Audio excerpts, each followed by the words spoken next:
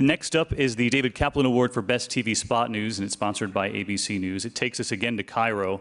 Charlie DeGatta and a CBS team of Patricia Shevlin, Heather Abbott, Randall, Joyce, Haithem, Moussa, and Alex Ortiz risking their lives reporting on the violence in Tahrir Square, but they also provided a close-up view of the suffering of the protesters by reporting from the mosque-turned-morgue where the human cost became all too real.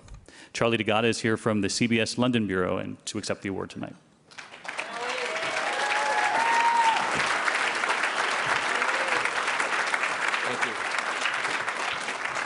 First of all, on behalf of all of those who are truly responsible for telling these stories, thank you. I wish they could be here with me.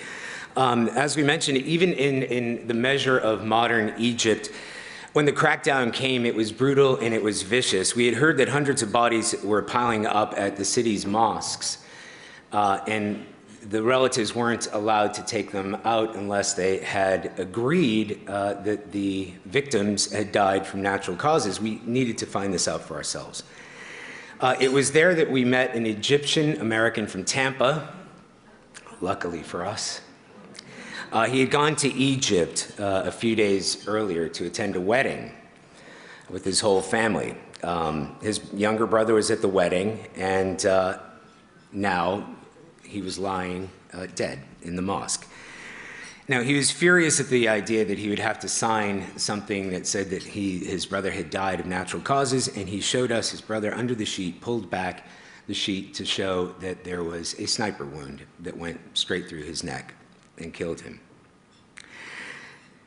Covering this story for those few days, we had to take extreme measures to try to avoid pro-government thugs and government security forces. As anybody who's covered that now knows, Egypt has become a dangerous and difficult place, a more dangerous place for journalists to work. And it is a travesty, as we've mentioned already, that our colleagues from Al Jazeera remain to this day locked up in an Egyptian jail. I'm not going to go through a huge laundry list, but I have to give recognition to some of the people who are truly responsible for this award, because there are a couple people, Alex Ortiz and Haithem Moussa, who were right in the thick of it when the crackdown came. They were literally dodging bullets to try to tell this story. The wisdom of Randall, Joyce, who's not here, my producer, the steady hand of cameraman Scott Monroe, Jim Williams, our security guy who kept us all safe. Finally, David Rhodes, Jeff Fager, Ingrid Cyprian Matthews, Chris Licht, Pat Shevlin, Heather Abbott, people who have invested time and energy and resources into covering international news and making international news a priority, because what's going on in the rest of the world matters, and it matters here. So thank you.